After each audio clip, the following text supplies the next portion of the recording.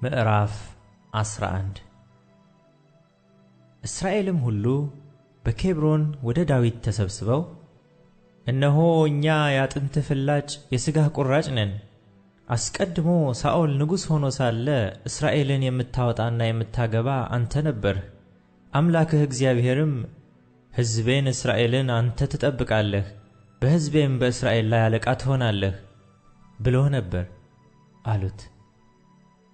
የእስራኤልም ሽማግሌዎች ሁሉ ወደ ንጉሡ ወደ ኬብሮን መጡ። ዳዊትም በኬብሮን በእግዚአብሔር ፊት ቃል ኪዳን ከእነርሱ ጋር አደረገ። በሳሙኤልም እጅ እንደተናገረው እንደ እግዚአብሔር ቃል በእስራኤል ላይ ንጉሥ ይሆን ዘንድ ዳዊትን ቀቡት። ዳዊትም እስራኤልም ሁሉ ኢያቡስ ወደምትባል ወደ ኢየሩሳሌም ሄዱ። በአገሩም የተቀመጡ ኢያቡሳውያን በዚያ ነበሩ። በኢያቡስም የተቀመጡ ዳዊትን ወደዚህ አትገባም አሉት። ዳዊት ግን አምባይቱን ጽዮንን ያዘ፣ እርሷም የዳዊት ከተማ ናት።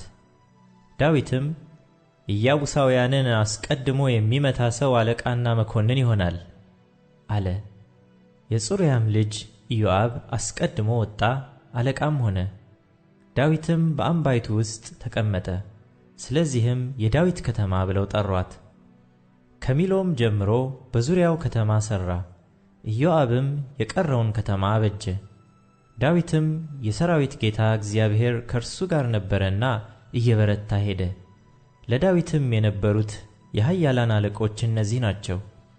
ስለ እስራኤል እንደ ተናገረው እንደ እግዚአብሔር ቃል ያነግሡት ዘንድ ከእስራኤል ሁሉ ጋር በመንግሥቱ ላይ አጸኑት። የዳዊትም ኃያላን ቁጥር ይህ ነበረ። የ30 አለቃ የሐክሞናዊው ልጅ ያሾብአም ነበረ። እርሱ ጦሩን አንስቶ 300 ሰው በአንድ ጊዜ ገደለ። ከእርሱም በኋላ በሦስቱ ኃያላን መካከል የነበረ የአሆሃዊው የዱዲ ልጅ አልዓዛር ነበረ። እርሱ ከዳዊት ጋር በፈስደሚም ነበረ።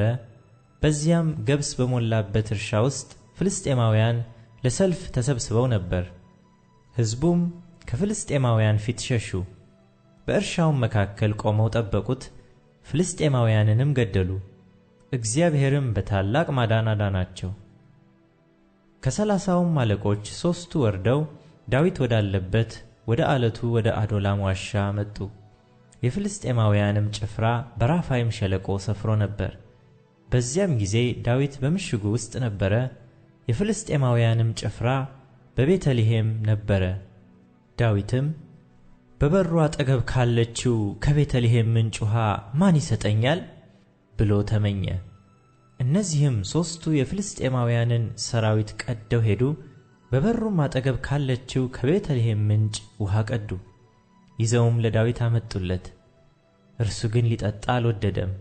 ነገር ግን ለእግዚአብሔር አፍስሶ ይህን አደርግ ዘንድ አምላኬ ይከልክለኝ፣ በነፍሳቸው የደፈሩትን የእነዚህን ሰዎች ደም እጠጣለሁን? በነፍሳቸው አምጥተውታል አለ።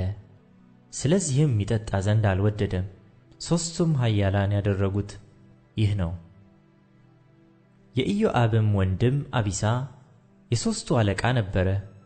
ጦሩንም በ300 ላይ አንስቶ ገደላቸው። በሦስቱም መካከል ስሙ የተጠራ ነበረ።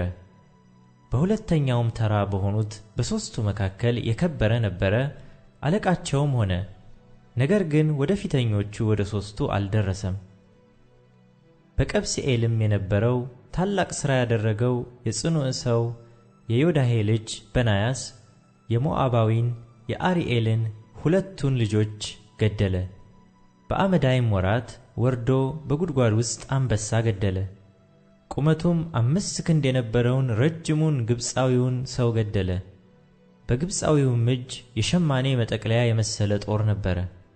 እርሱ ግን በትር ይዞ ወደ እርሱ ወረደ፣ ከግብፃዊውም እጅ ጦሩን ነቅሎ በገዛ ጦሩ ገደለው። የዮዳሄ ልጅ በናያስ ያደረገው ይህ ነው። ስሙም በሦስቱ ኃያላን መካከል የተጠራ ነበረ። እነሆ ከ30 ይልቅ የከበረ ነበረ። ነገር ግን ወደ ፊተኞቹ ወደ 3ቱ አልደረሰም። ዳዊትም በዘበኞቹ ላይ ሾመው። ደግሞም በጭፍሮች ዘንድ የነበሩት ኃያላን እነዚህ ናቸው።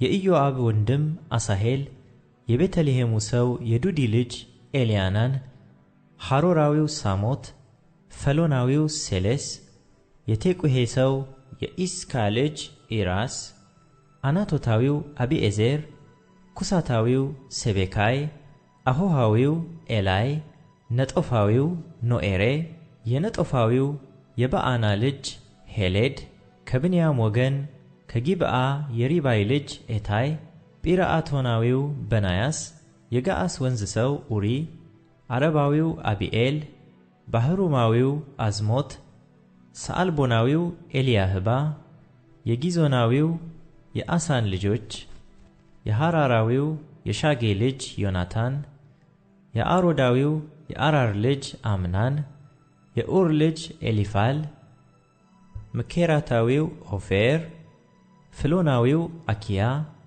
ቀርሜሎሳዊው ሐጽሮ፣ የኤዝባይ ልጅ ነዕራይ፣ የናታንም ወንድም ኢዮኤል፣ የሃግሪ ልጅ ሚብሃር፣ አሞናዊው ጼሌቅ፣ የጽሩያ ልጅ የኢዮአብ ጋሻ ጃግሬ ቤሮታዊው ነሃራይ፣ ይትራዊው ኢራስ፣ ይትራዊው ጋሬብ፣ ኬጢያዊው ኦርዮ፣ የአህላይ ልጅ ዛባድ፣ የሮቤላዊው የሺዛ ልጅ አዲና፣ እርሱ የሮቤላውያን አለቃ ነበረ። ከእርሱም ጋር 30 ሰዎች ነበሩ።